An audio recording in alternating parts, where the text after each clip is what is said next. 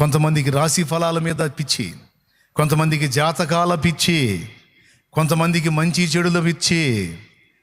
మళ్ళీ ఆదివారం చర్చికి వచ్చి హల్లెలూయా స్తోత్రం, సగం అది సగం అటు ఇటుగాని బతుకులు. కోపం వస్తుందా నా మీద?